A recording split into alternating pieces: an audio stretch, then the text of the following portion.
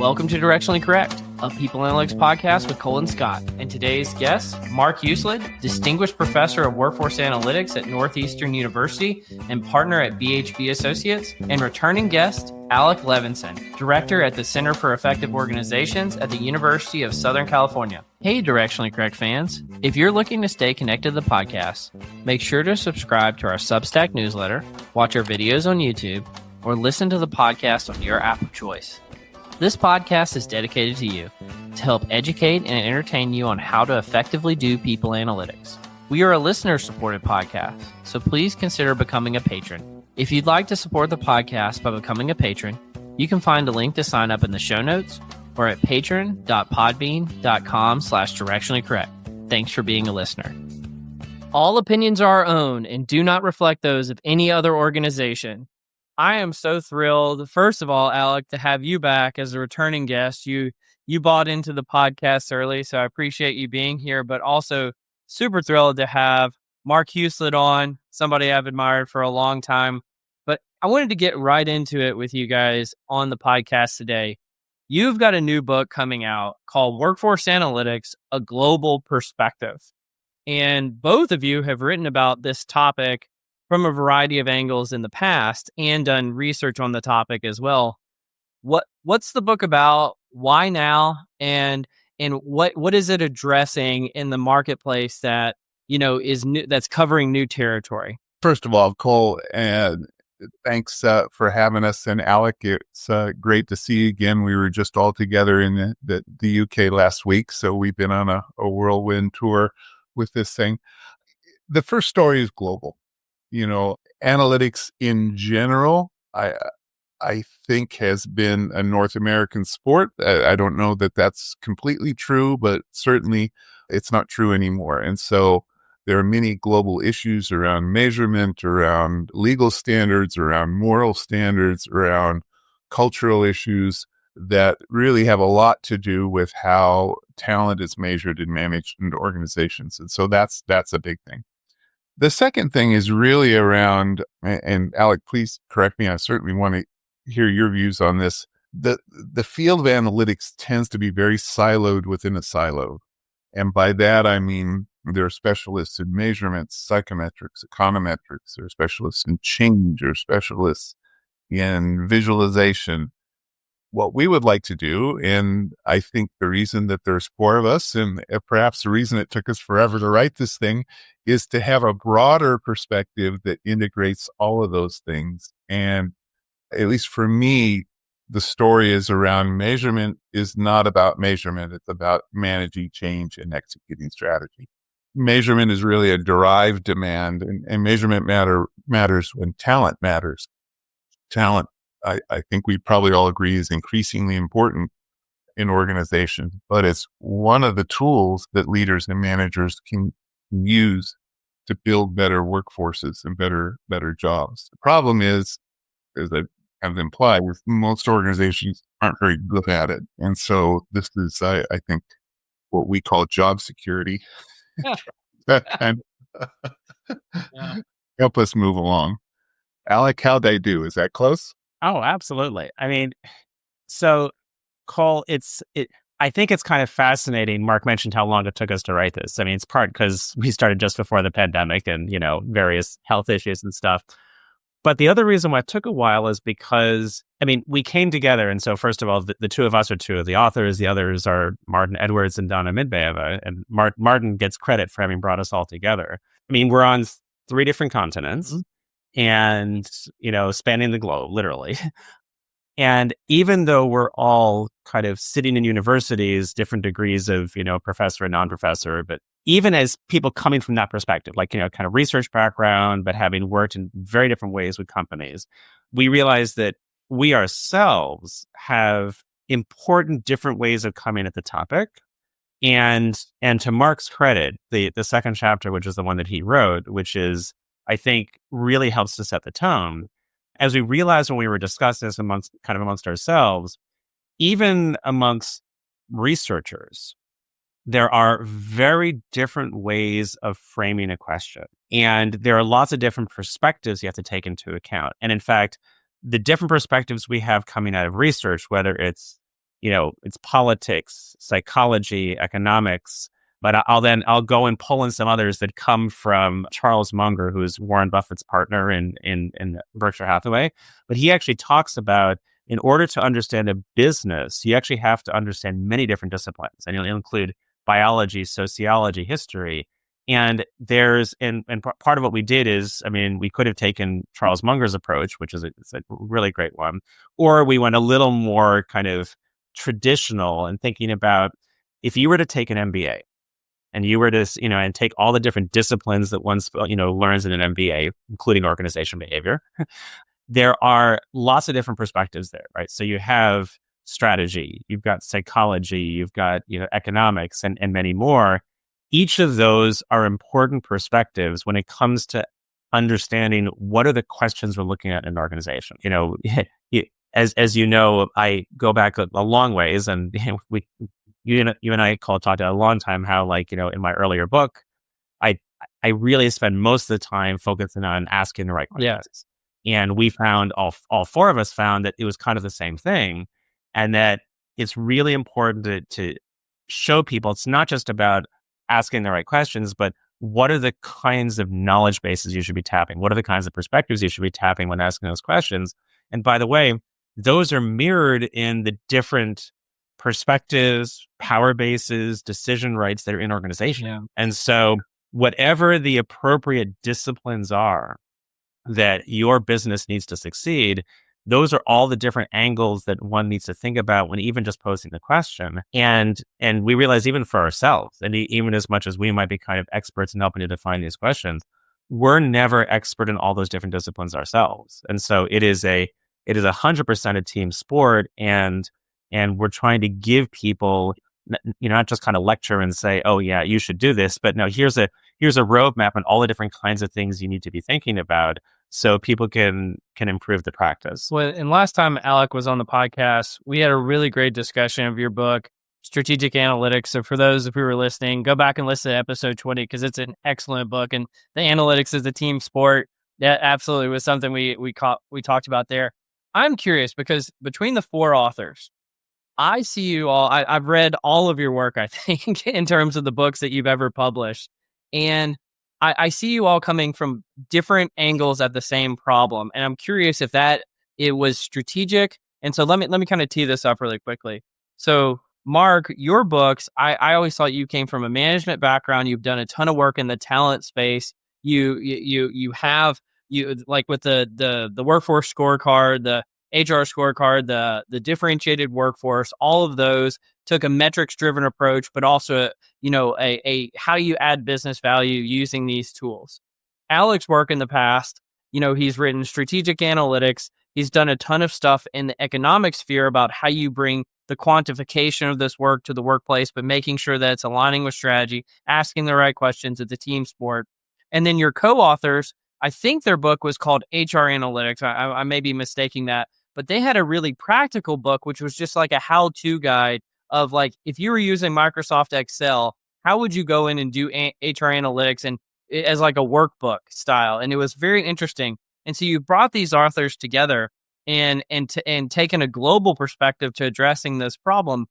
Was that strategic, and how did it kind of manifest itself in what was covered? Because I know from our previous discussions, the book was meant to be evergreen.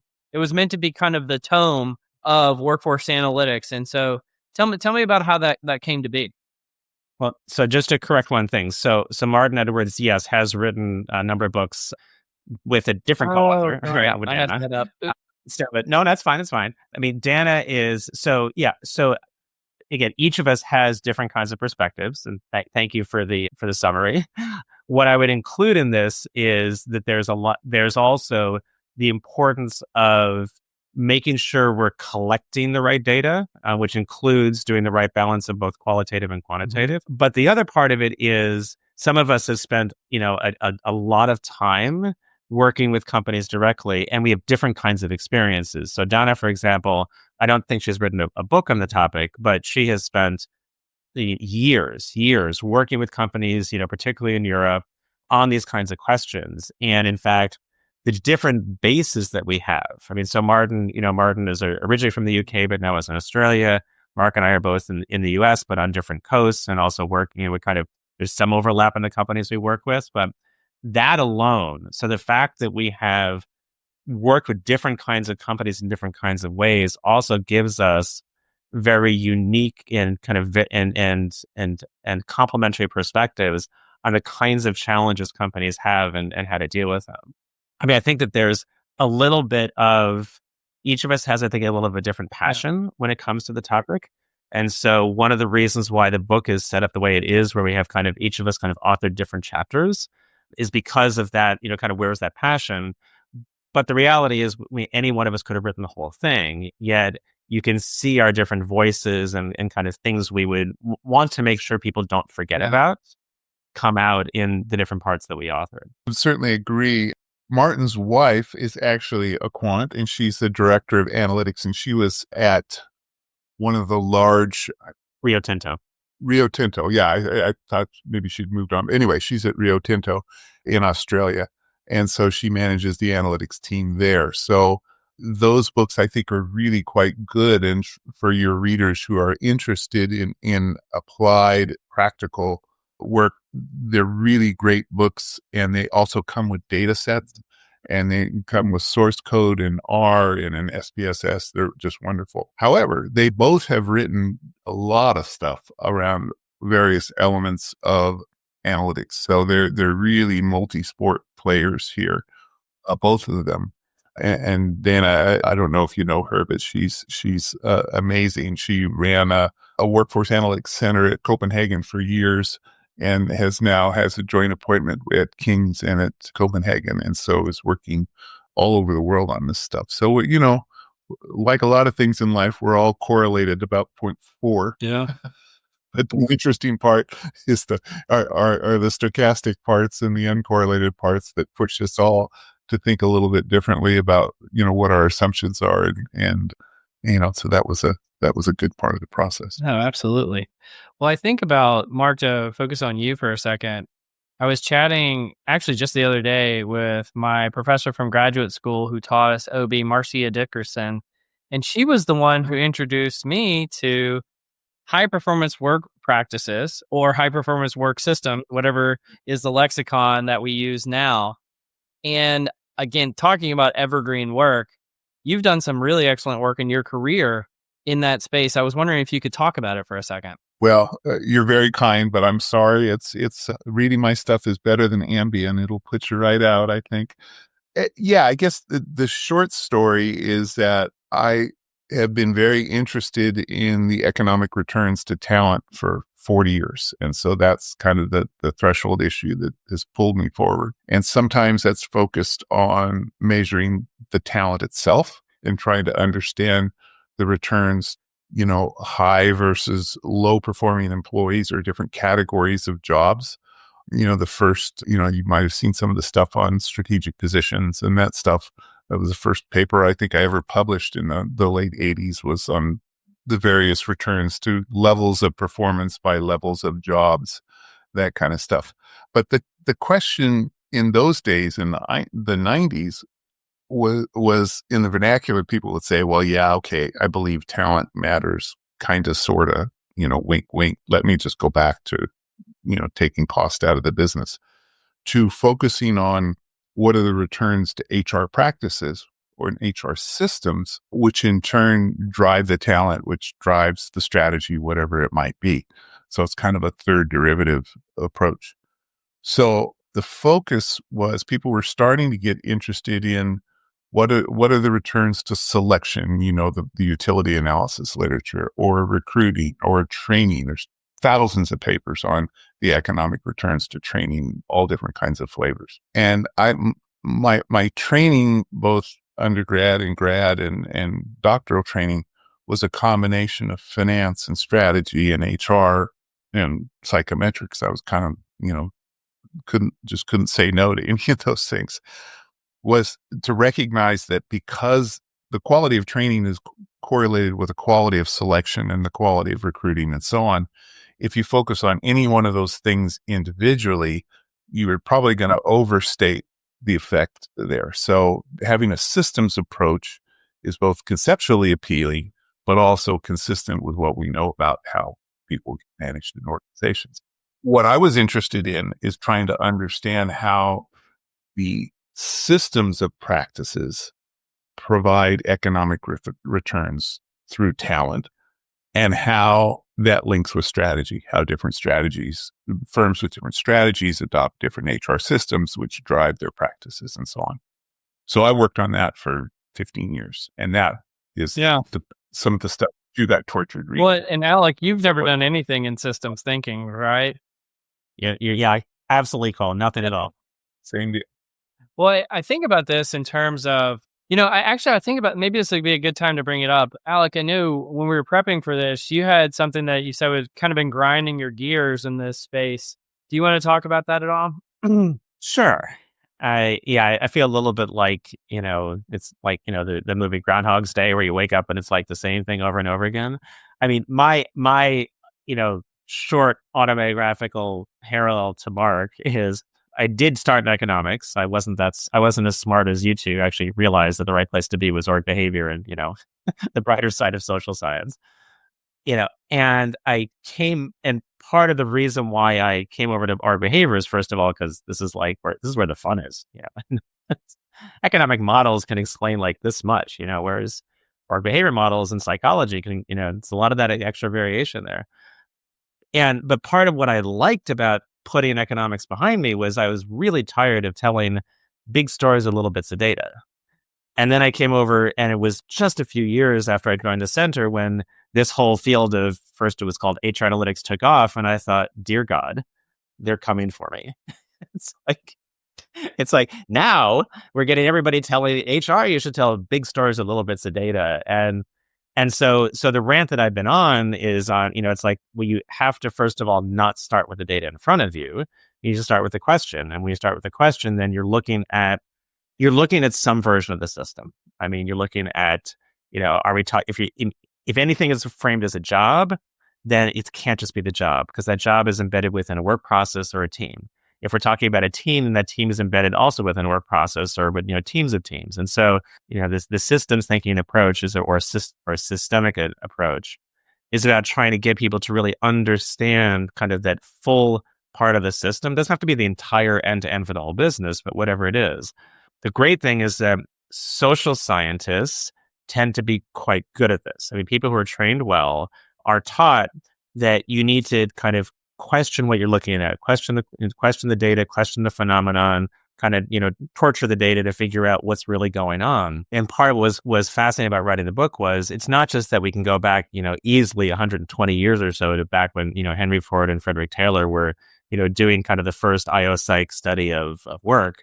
But there are examples that go back hundreds, if not thousands of years of this, and yet we don't see a lot of what we would call kind of appropriate practice. This isn't even best practice. It's kind of like just what should happen. It's not pervasive. I mean, if it were, then we probably would, most of the book probably wouldn't be needed. And so I'm kind of curious, Cole. I mean, you've got the same kind of training. You've worked in a number of different companies. You've obviously, doing the work that you and Cole are doing. I mean, you and Scott are doing. You interact with, hundreds, thousands of people around the world. I'm curious about your perspective on these kind of evergreen practices that we talk about in the book. But yet, it feel like the university professor with the first year undergrads that come in, and it's like you have to start saying the same thing over and over again. Sure. So well, and I know it hasn't come out yet, but we recently had, John Boudreau and Pete Ramstad on the podcast, and John, in his infinite humility, was talking about like what. I just didn't feel like any of this stuff was relevant anymore because we wrote it 10, 15, 20 years ago. And I said, no, if it hasn't been talked about in the last 3 years of HR, it's like it's never happened before. And so like all of this work, and this is why I keep coming back to the well with you guys, like this stuff is so critical, and it's critical right at this moment. It may be an evergreen topic, but it's very topical for now. But to answer your question in terms of, why do organizations not focus on this more beyond just the amnesia that they have? And I know both of you guys are systems thinkers, but if you just take it down to like a singular program that an HR team launches, the first thing that gets cut in a program is program evaluation. And it shouldn't be that way, but everybody's just worried about getting the program live, pushing it over the line. And then by the time they've expended all that effort and resources, very few people are around to ask the question, but did it work and did it have the ROI?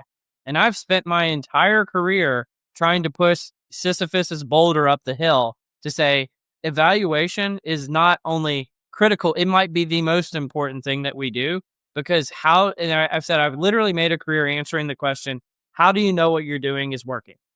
And I think not enough people ask that question. And again, I wish it wasn't like pushing the boulder up the hill, but it does feel that way sometimes. And so that would be my answer to the question. I don't think it's for a lack of knowledge or a lack of professionals in the space. It's a lack of effort and a lack of focus. Yeah, I absolutely. I'll give another story, sure. and then happily, I don't want to still take all the limelight from Mark. So in a related field, so in the field of organization development, one of our colleagues here at the center, Chris Worley and Tom Cummings, have written kind of the book on org development that people, learn from around the world. And the second chapter in the book talks about action research. And I went to Chris a number of years ago and I said, okay, I look at what's actually published about kind of org development. I look at we've, and I'm sure Mark, both of you've seen tons of projects implemented in practice. And yet measurement is rarely ever kind of standard practice, particularly amongst change professionals, right? It's like, that's one of the last things they usually think about. And yet the textbook that literally many of them are taught on says, you need to be collecting and analyzing data in real time as the change is taking place. And Chris's response was, yeah, it's just too hard. I mean, it's like, change is hard, managing change is hard. And then to say, well, yeah, and in the process, we should be collecting data and doing real-time feedback. I mean, we see tools like this. Right? I mean, this is where pulse surveys came from. Our other colleague, Teresa Wellborn, she did one of the first, kind of companies that actually did this pulsing. And if you do it well, you can actually get, sensing and measurement included as part of a change process. But I would guess that happens in about 0.01% of the times. And I mean, it's hard. Let me switch gears here. I want you guys to know how incredibly challenging it is to have an hour-long podcast with two people as prolific as you, because I really think we would need like 10 or 12 hours to do a justice of all of your work. But I'm going to skip to some random stuff. So your book is called Workforce Analytics, A Global Perspective. Another sport that has been burgeoning in a global way has been motorsports. And Mark, I know that you have a background in motorsports as well. And so I was wondering if you could tie that background to some of the work that you've been doing today. Well, yeah, and it's certainly the case that I grew up when normal kids grew up playing football, baseball, and I was racing motocross when I was 8 or 10 years old, and got involved in road racing and drag racing and boat racing, and basically managed a speed shop. Basically built motors, managed the talent side of that business for many, many years. And I just thought that's where I was going to spend my whole life. But if you look at motorsports, where, like a lot of sports where you get your grade at the end of every day, how well you've done. It's not like an R&D endeavor where you don't know for 10 or 15 years whether or not what you've done works. It's really a microcosm for managing talent, because in many forms of motorsports, not all, the constraint are not parts, but it's talent. People tend to have the same parts. Capital money can be a constraint. I wouldn't suggest it's not, but in most of the major sanctioning bodies, racing, whatever you're into around the world, the top 10 or 20 teams have more money than they could spend. In fact, most of the big sanctioning bodies have budget caps, and just because they don't want you spending money. So when that's true, it becomes managing talent, the selection, staffing, team-based behaviors, setting standards, coaching, development, all those kinds of things. That's where the returns are. And that's true everywhere I've learned in organizations, or everything I think I know, it's really the same. And so the same basics, and kind of going back just real briefly, Cole, to what you said about, why do we see this information failure? around both metrics and around talent management.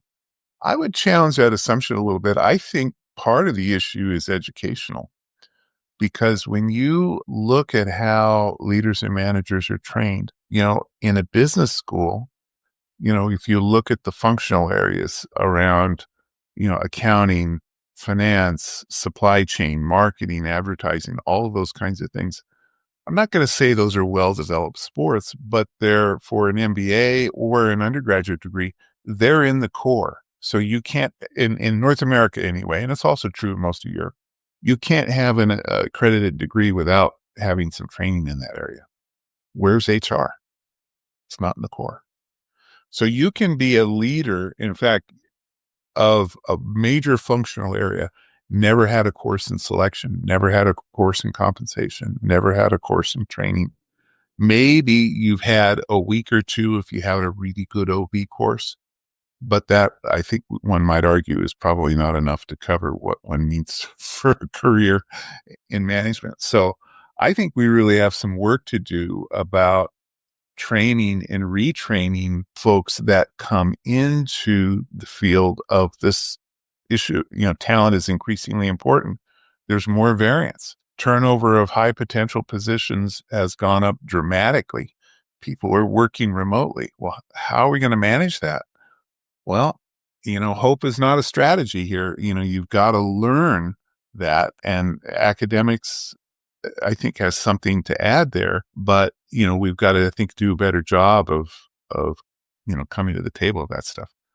I didn't mean to hijack your question, but I think that they're related, and it really comes back to, why do we see this variance? Why aren't we better? And I think part of it is that because people that are making the decisions don't have some of the basics that they do have in finance or accounting or marketing and some of those areas. Yeah. Anything you would add there, Alec? No, I mean, I think that's that's well said. Well said. Well, that's high praise coming from Alec. So there you go. Well, you guys want to join me in Cole's Corner? Absolutely. Welcome to Cole's Corner. All right, I've got a rapid fire section for you, and we've sort of kind of covered some of these already, but I'm curious if your answers changed from earlier. What is the better discipline for studying organizations? Management or economics? Oh, management. Yeah. Alex disowning his own discipline. That's so sad. All right. Absolutely. What? Any chance I get. What's the place you've never been to that you most like to go, and why? We didn't talk about that before. I know. This is why it's rapid fire. Wow. I don't have just one. I mean, every country in Europe I haven't been to yet. Monaco for me. I hope to go this year. Yeah, he's going to see some F1. There you go. All right. Why do you do what you do? I don't know that it's a choice. Interesting.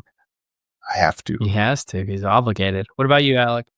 I come from a long line of people who want to make the world a better place.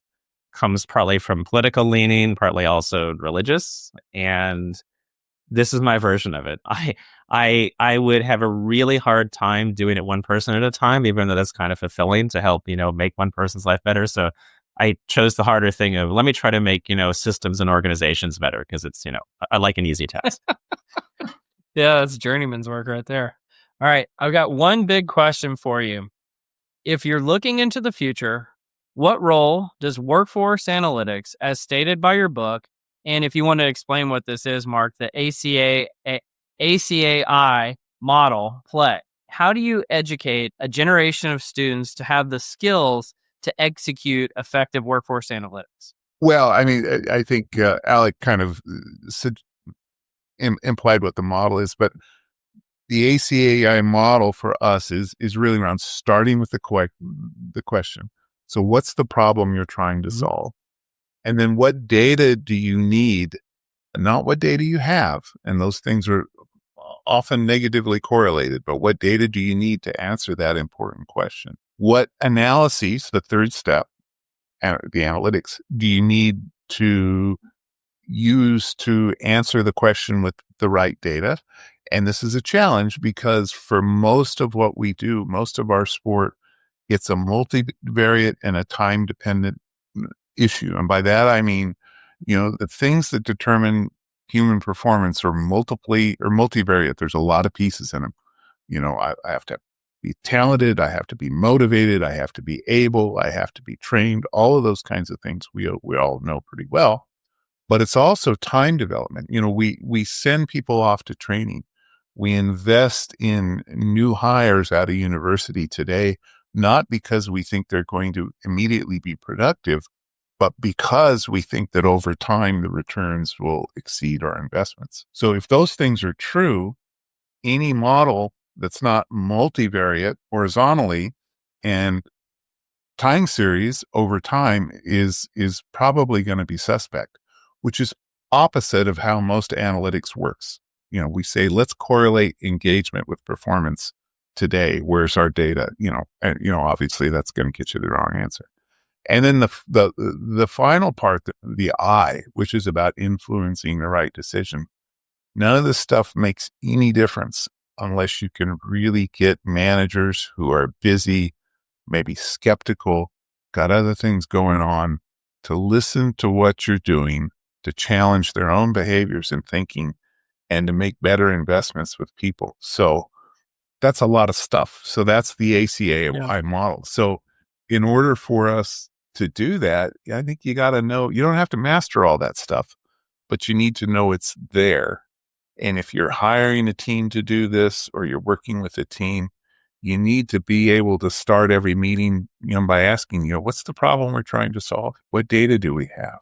How we analyze those data? What are we going to do with those data? And if you can do that, you can go a long way. The base rates are pretty low, which can make you sad, but can also make you incredibly grateful, because there's really a huge opportunity to make a difference. Yeah. If I was running the supply chain organization at FedEx, I don't know what I'd do with myself. They're so good. How are you going to make them better? But the talent management side, I think I could probably help them. And so, not me, but I mean the field in general.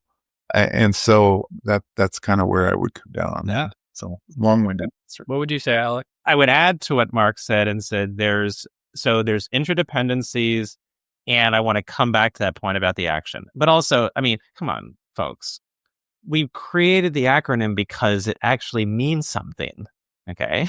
So ACAI is, it's acai or acai or whatever, because so that's part of the answer, Cole, is that when we realized it, we were like, wow, it's like that, because you need something that people can grab onto, right? So it's just 4 simple steps, but it's 4 simple steps that are actually hard to do and do really well. And you have to, I mean, it's like you say, you're like, pushing the boulder up the hill. If you keep pushing that boulder up the hill, you can actually get better at it and you can make progress on it.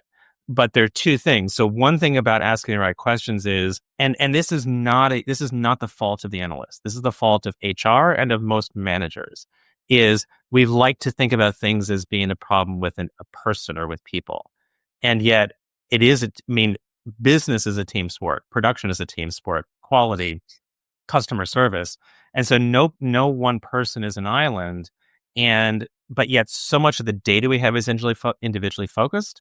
That's partly because of the history of HR, which John Boudreau and Pete Ramstad talked about in their book, about the history of HR is accounting. I mean, that's the roots of it. And it's all about counting people.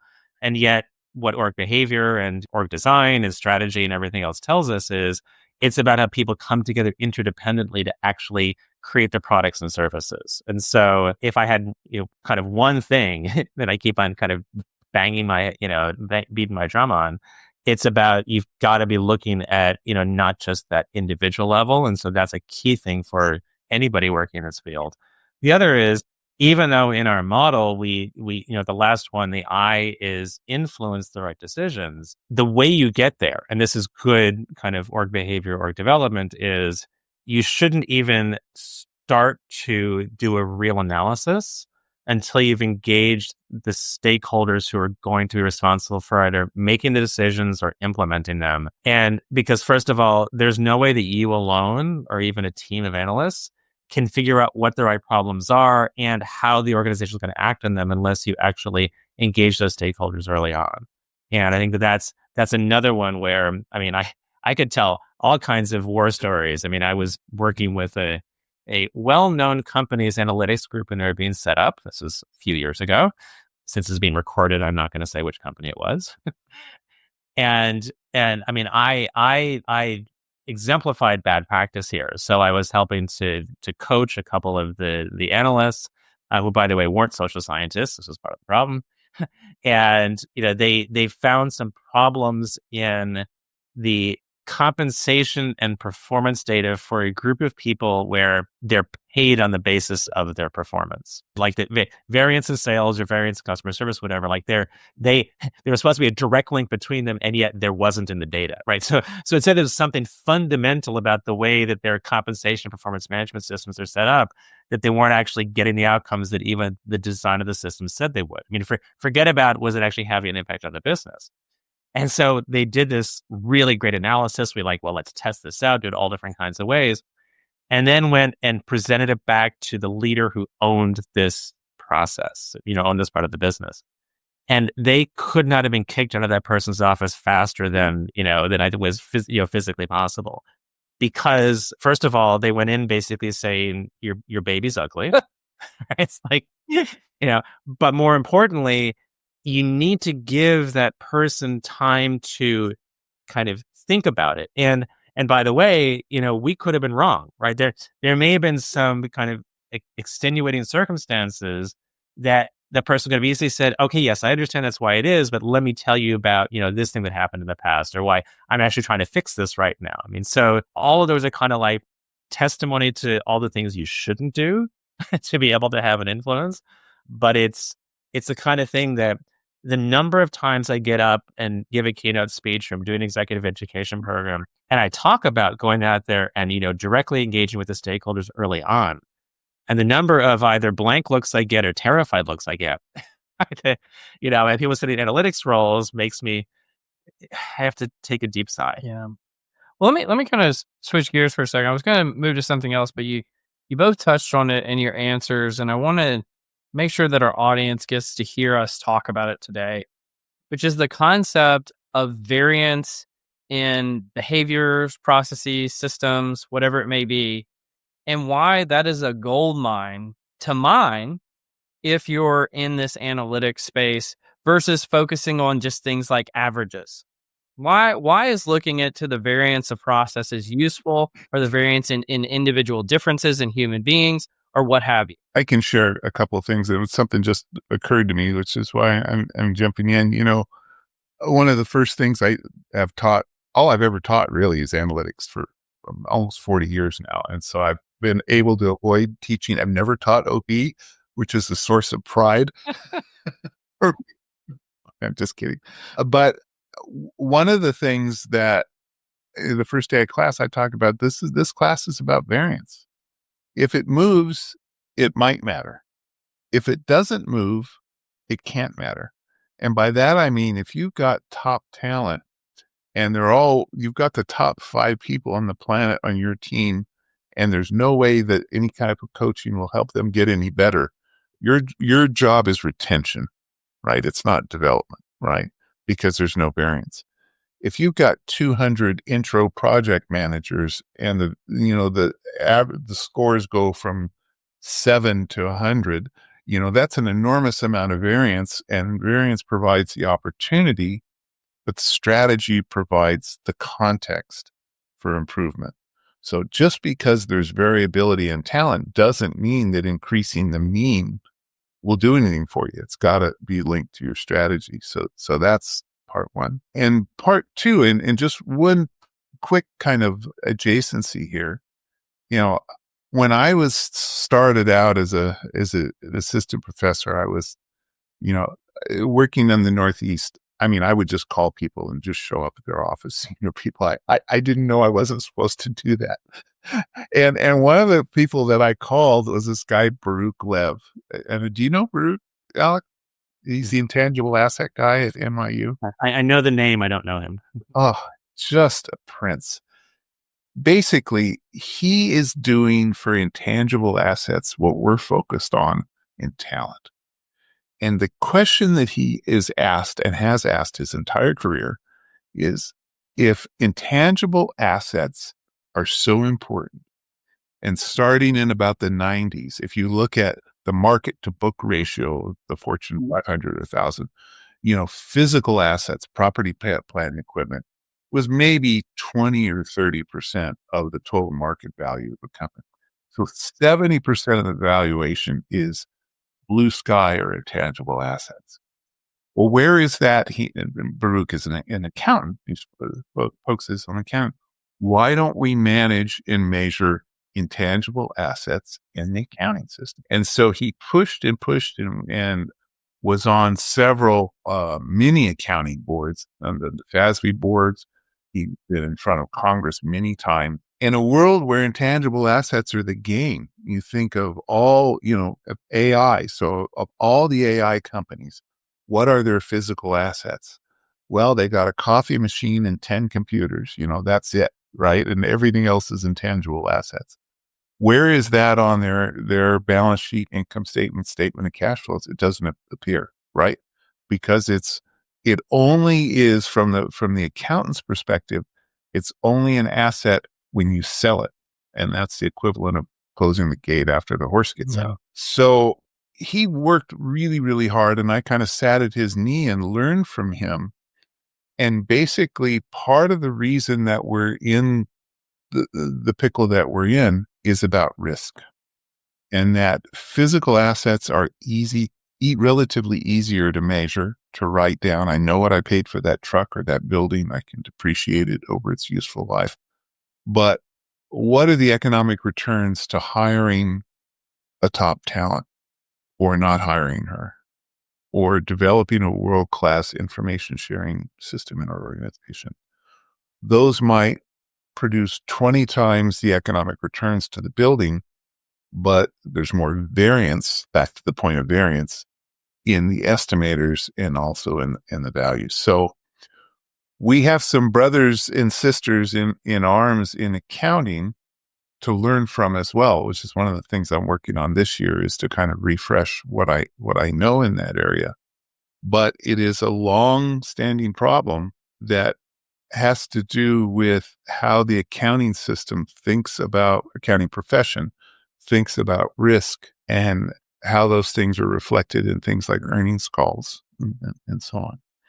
So I'm not sure if I derailed the issue here, but other than to say the variance in intangible assets, I would argue, is much greater than the variability in physical assets, both on the upside and on the downside. And yet that's an increasingly unmeasured issue for most of us, most firms globally. It's worse in other countries, by the way. Yes. So notice that Mark took kind of the economics perspective. So now I'll take more of the psychology perspective. But hanging out with you too long. And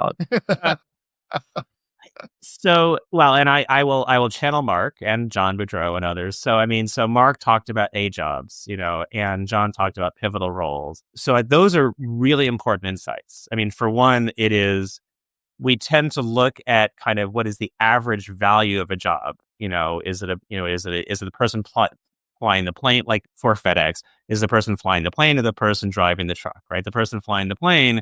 If a plane crashes, you lose hundreds of thousands of packages. If a truck crashes, you might lose 50 or 100. Right, and so we put a lot of emphasis on that plane pilot, but yet the variance in that system has been squeezed out by decades of optimization of how do we basically make sure that planes aren't falling from the sky, whereas so even while on average the pilot has a huge impact, if they fail tremendously, the variance in their performance is such that they don't fail tremendously like that, right? Or even if they do, it's so rare that we treat that as a pure error. You don't have to redesign the systems. Whereas the way to improve performance is on the routes. And, John's got great stories about, characters at Disney versus the street sweepers. So I think that's an evergreen topic that if you go into any organization and you look even at their critical processes, okay, and this is also an important point that Mark was saying, which is that, the strategy gets realized in certain key processes. Some are more important than others, right? And so, I mean, while support functions, like HR, finance, legal, IT, are important in any organization. In some organizations, they have a critical role to plan strategy, and others they don't. Right? If I'm in the insurance industry, finance is a core part of the strategy, right? Because if they don't know how to make the right investments, then they're actually not going to get the right return for their shareholders with the money that comes in. In other organizations, finances, they help to just make sure that we're making the right decisions with our money. Important, but that doesn't drive competitive advantage. And so those are important things. The other is that there's the variability in the system, though, also comes from all the interdependencies. And what's challenging is that and one of the reasons why we often have to go into doing more qualitative analysis than quantitative is a lot of what matters comes from the top down. It comes from the C-suite, how things are structured at the senior executive level.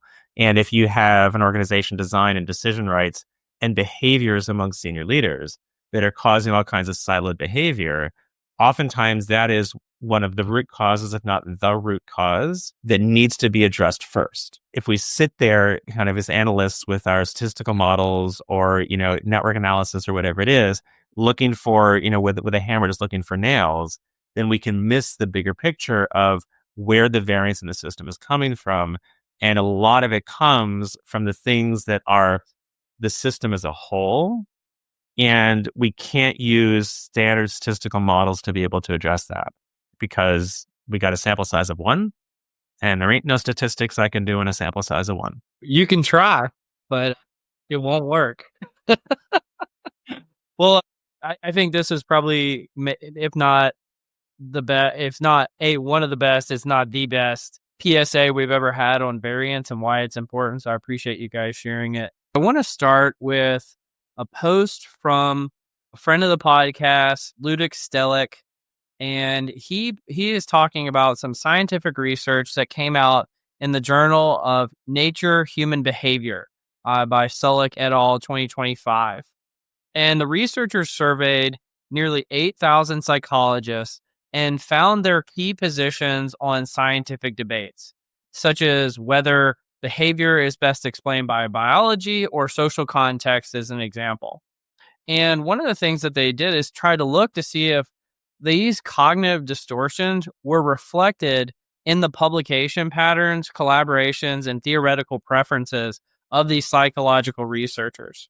And they had some fascinating findings that, if a researcher does have, whether it be, a personality difference or what have you, that an example that they used is psychologists with a high tolerance for ambiguity favor holistic, context-driven explanations for a psychological phenomena, while those preferring clear structure lean towards precise, rule-based models of that. And so I talk about this to show that the human beings who do science can influence the outcomes of science. But did you guys have a chance to look at this one?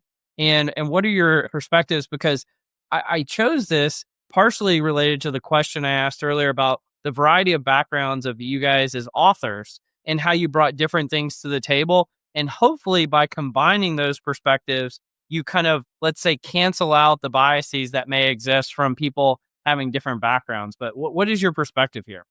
Well, I mean, it's hard to say without seeing the manuscript, and I would say for sure, I mean, do people randomly select research topics and conceptual lenses? Absolutely not. I mean, people come to the table with priors, but like I shared with myself, my point of view was that it was really about talent and systems, and that there was an opportunity there.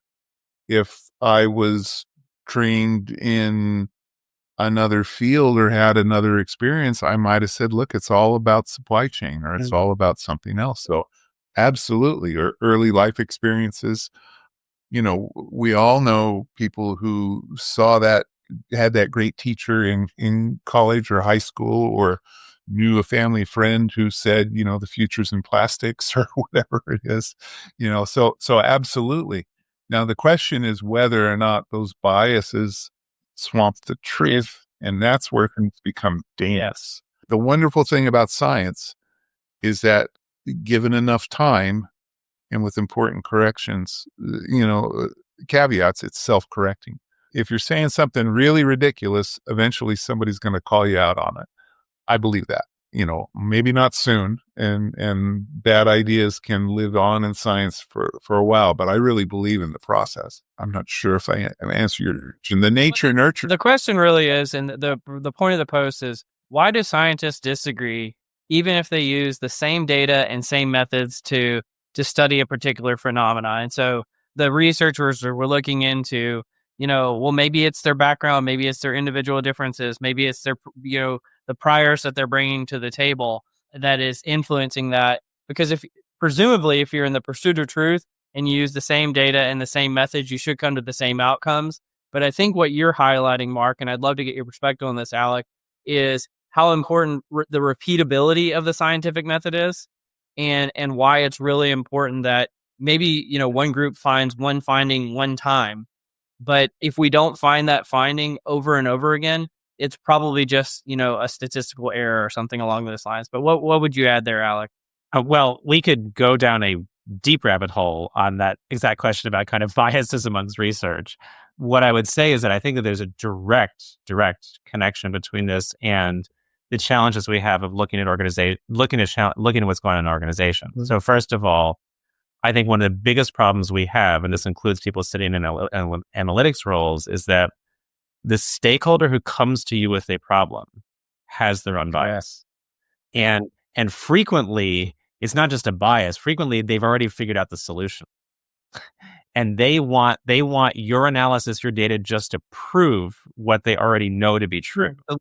And so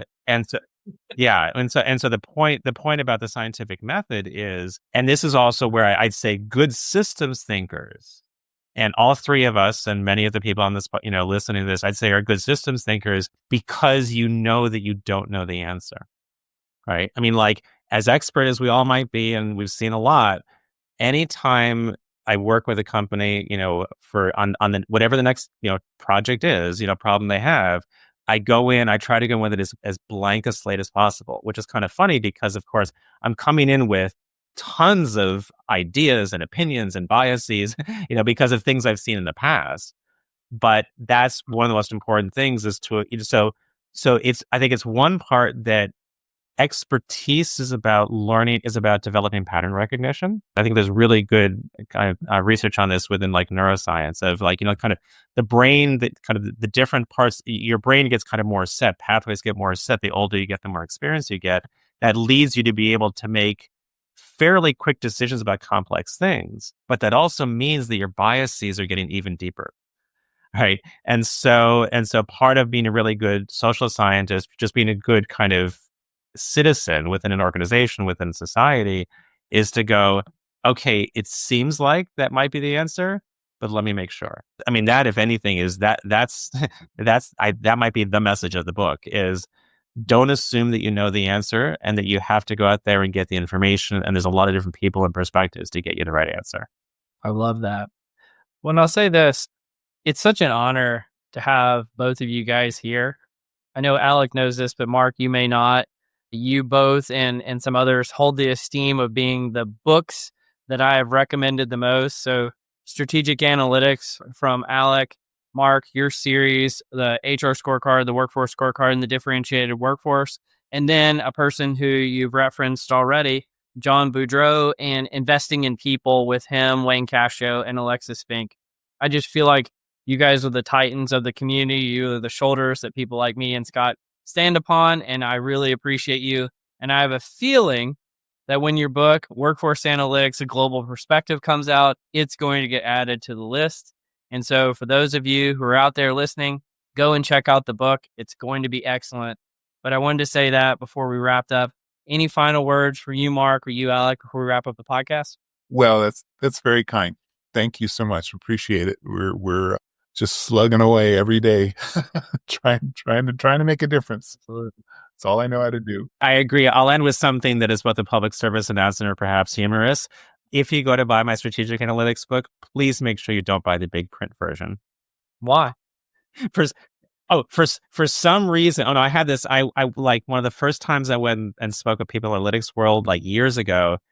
I had at least a couple people come up to me afterwards and say, I don't understand why your book is so big in the big print. And so there's like a version out there that is for people who have bad eyesight. And unfortunately, for whatever reason, like someone or a handful of people bought the wrong version on Amazon. And then it continued to put that one first. And so for a number of years, I literally would get up and say, please make sure you click on the right versions. You don't end up with something that's like, weighs like 8 pounds. And yeah. If I ever get a chance to find the big print version, I'm absolutely buying it. And then I'm going to continue to give it to you as a gift, Alec, just because that's one of the funniest things I've ever heard. Well, this has been a fantastic episode. Go and find the big print version of Strategic Analytics so that it stays number one above the original version on Amazon. Oh, no. And you've been listening to Directionally Correct, a People Analytics podcast with Colin Scott, and today's guests, Mark Huselid and Alec Levenson. Thanks for joining us, guys.